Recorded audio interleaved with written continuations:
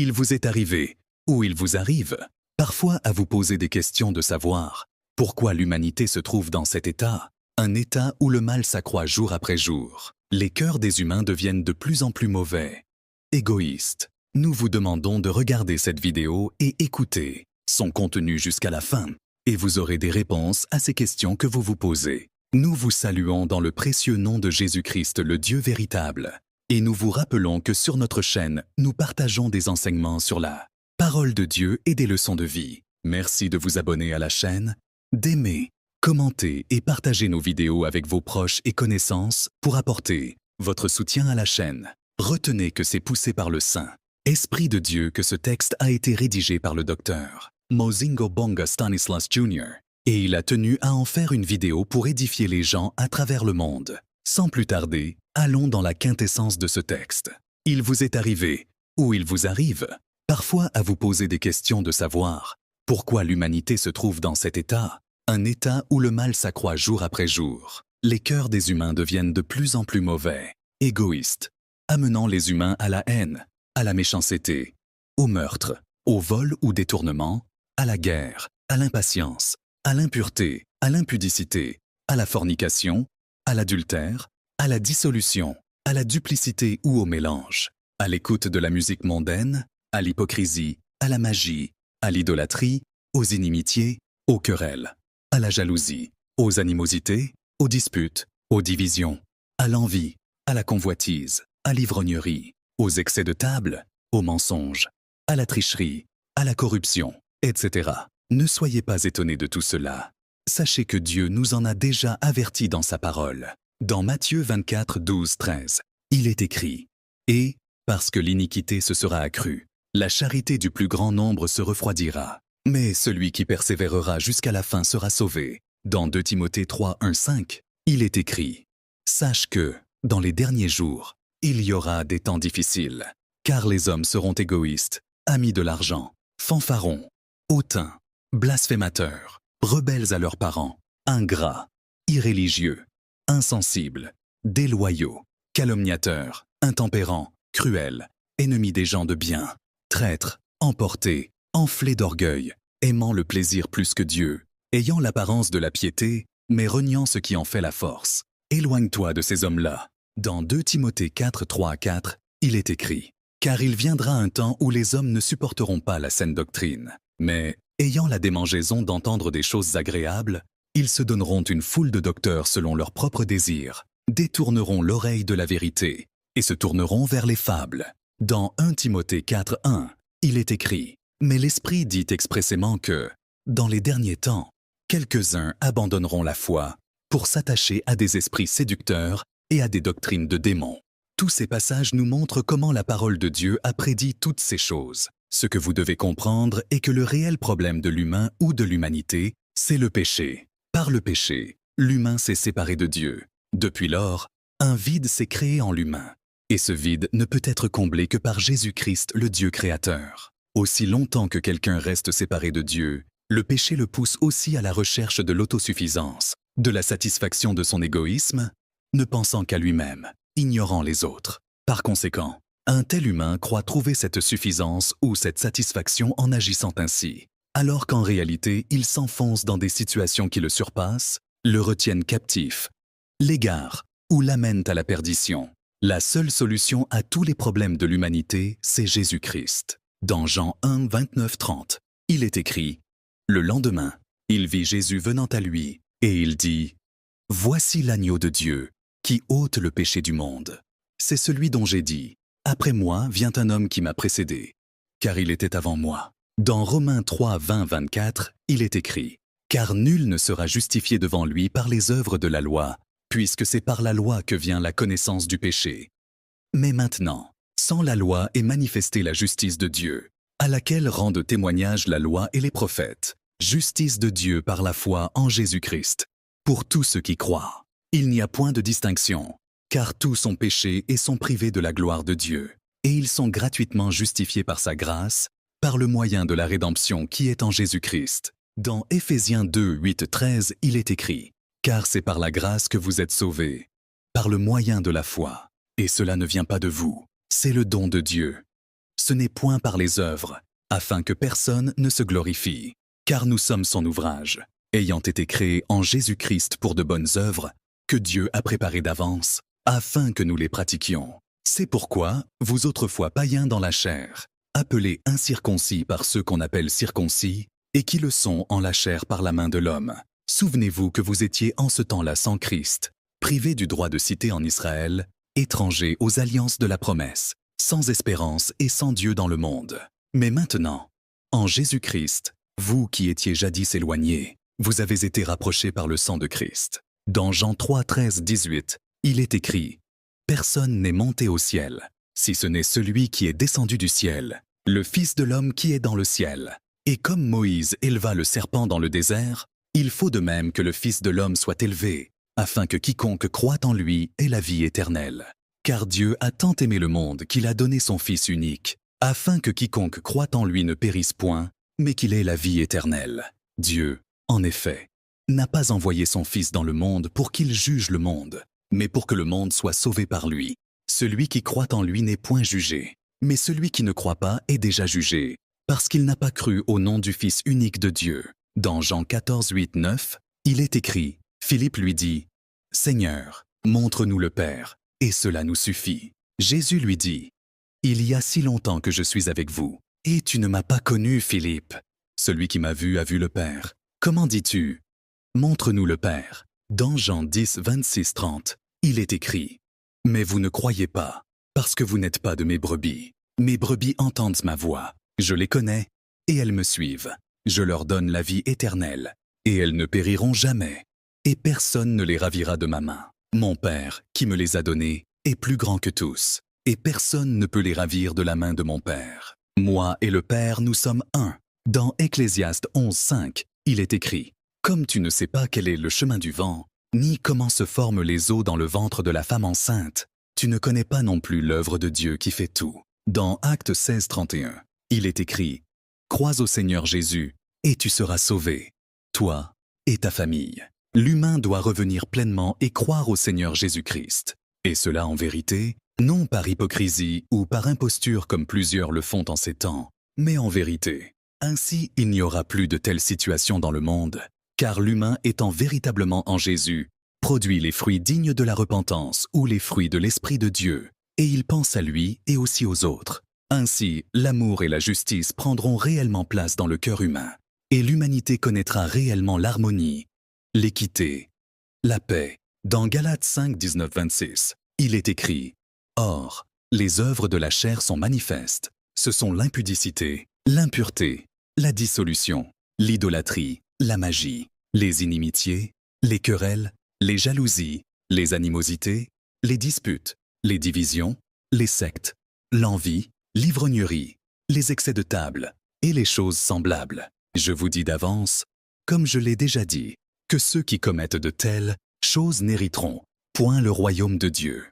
Mais le fruit de l'esprit, c'est l'amour, la joie, la paix, la patience, la bonté, la bénignité, la fidélité, la douceur, la tempérance. La loi n'est pas contre ces choses. Ceux qui sont à Jésus-Christ ont crucifié la chair avec ses passions et ses désirs. Si nous vivons par l'esprit, marchons aussi selon l'esprit. Ne cherchons pas une vaine gloire, en nous provoquant les uns les autres, en nous portant envie les uns aux autres. Jeunes garçons, jeunes filles, jeune homme, jeune femme, papa, maman. L'état dans lequel l'humanité se trouve, cet état où le mal s'accroît jour après jour, les cœurs des humains deviennent de plus en plus mauvais, égoïstes, amenant les humains à la haine, à la méchanceté, au meurtre, au vol ou détournement, à la guerre, à l'impatience, à l'impureté, à l'impudicité, à la fornication, à l'adultère, à la dissolution, à l'écoute de la musique mondaine, à l'hypocrisie, à la magie, à l'idolâtrie, aux inimitiés, aux querelles, à la jalousie, aux animosités, aux disputes, aux divisions, à l'envie, à la convoitise, à l'ivrognerie, aux excès de table, aux mensonges, à la tricherie, à la corruption, etc. Tout ceci démontre la nuit spirituelle dans laquelle ce monde est plongé. Et cette nuit est tellement avancée, elle est tellement profonde, et beaucoup de gens sont spirituellement endormis. La lampe de l'esprit en eux est éteinte, car ils ne sont pas entièrement à Jésus-Christ. Ils attristent le Saint-Esprit de Dieu en vivant dans le péché, c'est-à-dire l'impudicité, l'impureté, la fornication, l'adultère, l'égoïsme, la haine, la méchanceté, le meurtre, le vol ou le détournement, la guerre, l'impatience, la dissolution, l'écoute de la musique mondaine, l'hypocrisie, la magie, l'idolâtrie, l'inimitié, les querelles, la jalousie, l'animosité, les disputes, les divisions, l'envie, la convoitise, l'ivrognerie, les excès de table, le mensonge, la tricherie, la corruption, etc. Face à ces réalités, la parole de Dieu nous avertit de ce grand jour du retour du Seigneur, Jésus-Christ qui revient pour nous enlever, nous son Église, son épouse, nous qui avons reçu Jésus-Christ en tant que Seigneur et Sauveur personnel, nous qui sommes devenus les brebis de Dieu. Dans Matthieu 25, 1, 13, il est écrit « Alors le royaume des cieux sera semblable à 10 vierges qui, ayant pris leur lampe, allèrent à la rencontre de l'époux. 5 d'entre elles étaient folles, et 5 sages. Les folles, en prenant leur lampe, ne prirent point d'huile avec elles, mais les sages prirent, avec leur lampe, de l'huile dans des vases. Comme l'époux tardait, toutes s'assoupirent et s'endormirent. Au milieu de la nuit, on cria « Voici l'époux, allez à sa rencontre !» Alors toutes ces vierges se réveillèrent et préparèrent leurs lampes. Les folles dirent aux sages « Donnez-nous de votre huile, car nos lampes s'éteignent. » Les sages répondirent « Non, il n'y en aurait pas assez pour nous et pour vous. Allez plutôt chez ceux qui en vendent, et achetez-en pour vous. » Pendant qu'elles allaient en acheter, l'époux arriva. Celles qui étaient prêtes entrèrent avec lui dans la salle des noces, et la porte fut fermée. Plus tard, les autres vierges vinrent et dirent « Seigneur, Seigneur, ouvre-nous. » Mais il répondit « Je vous le dis en vérité, je ne vous connais pas. Veillez donc, puisque vous ne savez ni le jour ni l'heure. » Dans Sophonie 1, 14, 18, il est écrit « Le grand jour de l'Éternel est proche. Il est proche, il arrive en toute hâte. Le jour de l'Éternel fait entendre sa voix, et le héros pousse des cris amers. Ce jour est un jour de fureur, un jour de détresse et d'angoisse, un jour de ravage et de destruction, un jour de ténèbres et d'obscurité, un jour de nuées et de brouillard, un jour où retentiront la trompette et les cris de guerre contre les villes fortes et les tours élevées. Je mettrai les hommes dans la détresse, et ils marcheront comme des aveugles, parce qu'ils ont péché contre l'Éternel. Je répandrai leur sang comme de la poussière, et leur chair comme de l'ordure. Ni leur argent ni leur or ne pourront les délivrer. Au jour de la fureur de l'Éternel, par le feu de sa jalousie, tout le pays sera consumé, car il détruira soudain tous les habitants du pays. Dans 1 Thessaloniciens 4, 16, 17, il est écrit « Car le Seigneur lui-même a un signal donné à la voix d'un archange, et au son de la trompette de Dieu, descendra du ciel. Et les morts en Christ ressusciteront premièrement. Ensuite, nous les vivants, qui serons restés, nous serons tous ensemble enlevés avec eux sur des nuées, à la rencontre du Seigneur dans les airs, et ainsi nous serons toujours avec le Seigneur. » Dans 2 Pierre 3, 1, 10, il est écrit « Voici déjà, bien-aimés, la seconde lettre que je vous écris. Dans l'une et dans l'autre, je cherche à éveiller par des avertissements votre saine intelligence, afin que vous vous souveniez des choses annoncées d'avance par les saints prophètes et du commandement du Seigneur et Sauveur, enseigné par vos apôtres, sachant avant tout que, dans les derniers jours, il viendra des moqueurs avec leurs railleries,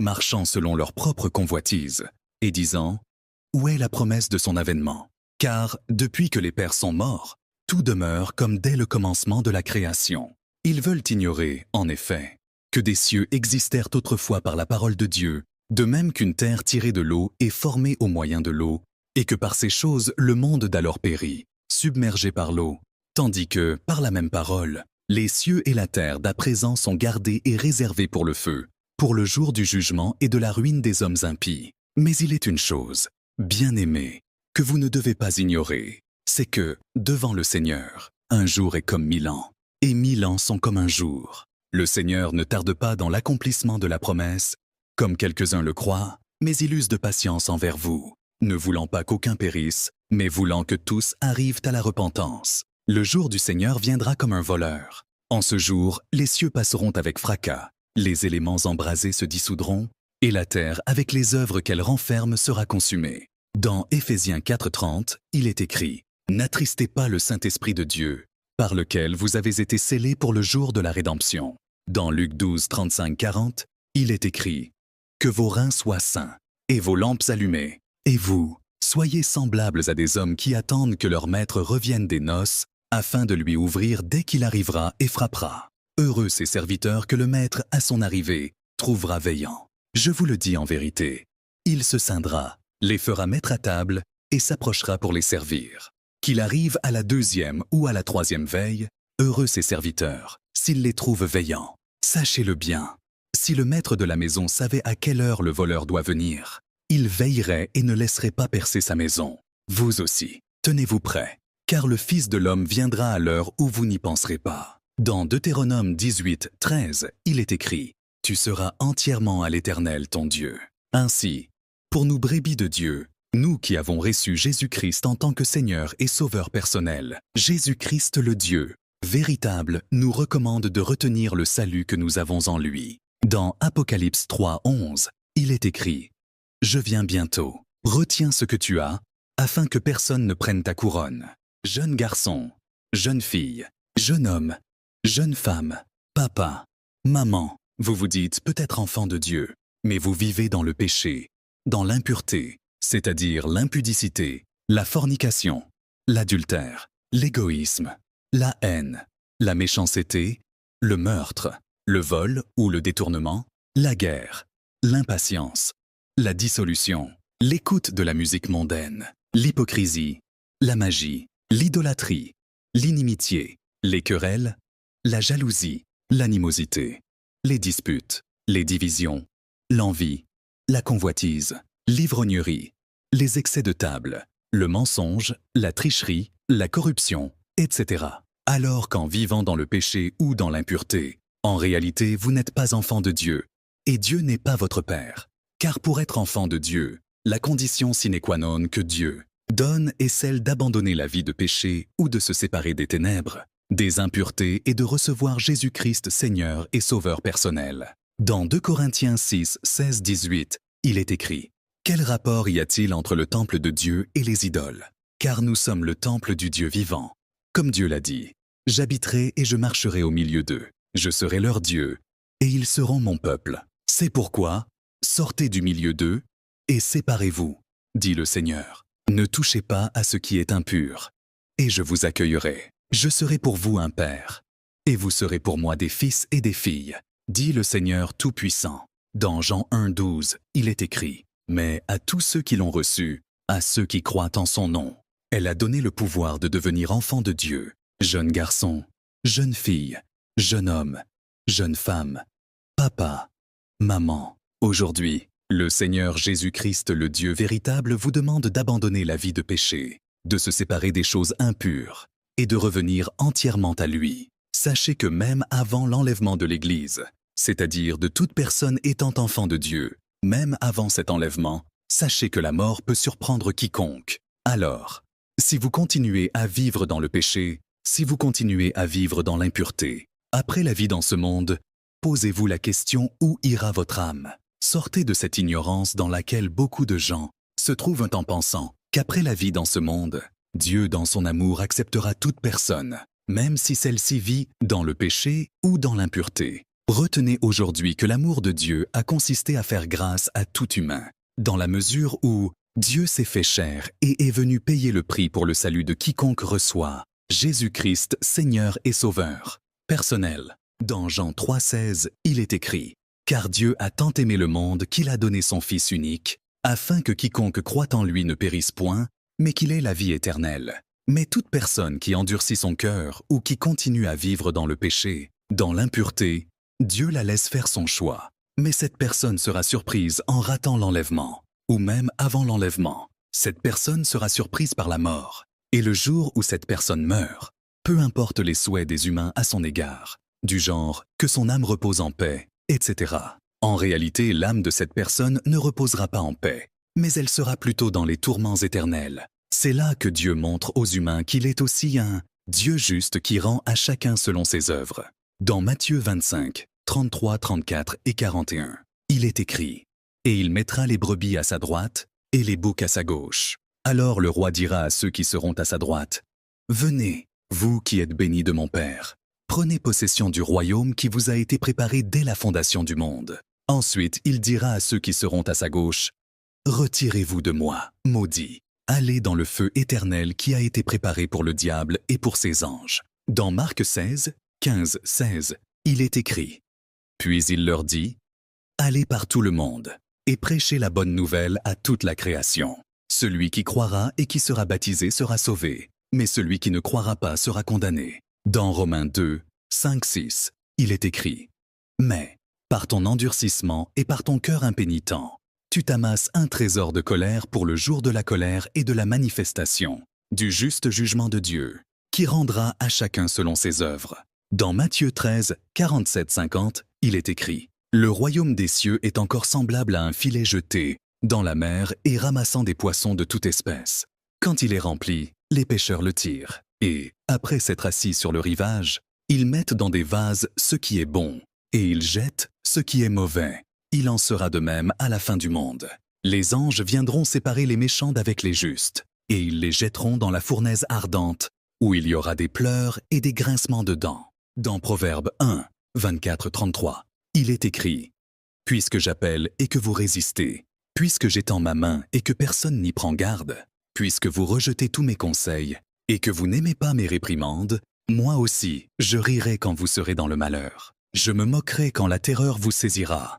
Quand la terreur vous saisira comme une tempête et que le malheur vous enveloppera comme un tourbillon. Quand la détresse et l'angoisse fondront sur vous. Alors ils m'appelleront et je ne répondrai pas. Ils me chercheront et ils ne me trouveront pas.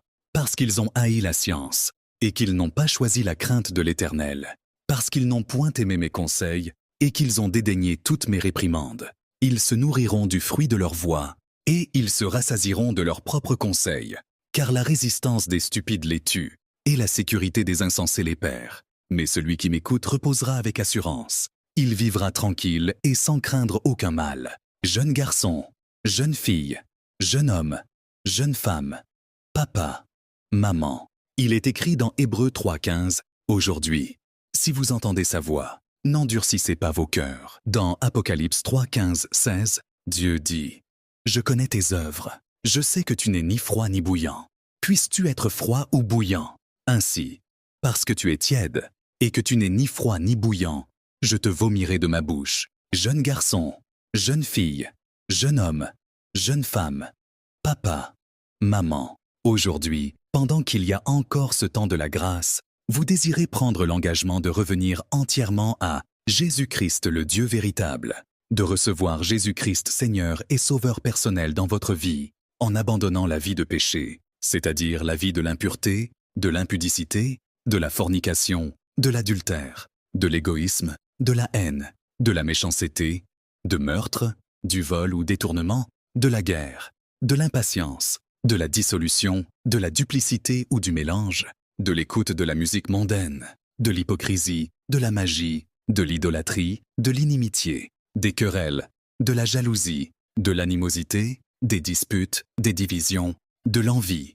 de la convoitise, de l'ivrognerie, des excès de table, de mensonges, de la tricherie, de la corruption, etc. Vous pouvez faire de la prière suivante.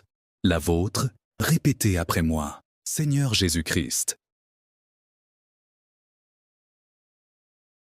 Aujourd'hui, j'ai écouté ta parole. Et j'ai entendu ta voix qui m'appelle. Me voici devant toi. Je reconnais que je me conduisais par ignorance.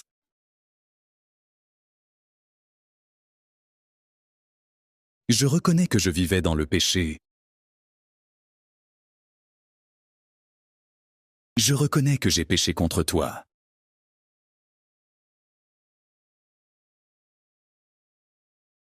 Aujourd'hui, j'implore sur moi ta grâce. Je te demande pardon pour tous mes péchés.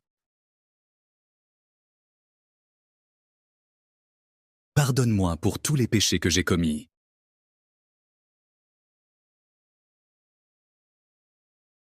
Aujourd'hui, je te reçois, Seigneur Jésus-Christ. En tant que mon Seigneur et mon Sauveur personnel, cher Saint-Esprit de Dieu, viens m'aider dans ma nouvelle vie en Jésus-Christ. Au nom de Jésus-Christ, j'ai ainsi prié. Amen. Jeune garçon, jeune fille, jeune homme, jeune femme, papa, maman, vous qui venez de faire cette prière, sachez que désormais vous êtes une nouvelle créature en Jésus-Christ, selon qu'il est écrit dans 2 Corinthiens 5, 17. Si quelqu'un est en Christ, il est une nouvelle créature. Les choses anciennes sont passées. Voici, toutes choses sont devenues nouvelles. Ce qui vous revient à faire maintenant, c'est de grandir dans votre relation personnelle avec Jésus-Christ, le Dieu véritable. Cela en ayant une vie de prière et méditation personnelle de la parole de Dieu. N'oubliez pas qu'en ces temps, il existe dans ce monde beaucoup de faux serviteurs, beaucoup de fausses églises, c'est-à-dire des églises qui sont dans l'idolâtrie, dans la magie. Pour tromper les gens, elles se cachent derrière une certaine bonne apparence, c'est-à-dire, ils ont aussi la Bible, le nom de Jésus-Christ en bouche, ils prêchent aussi.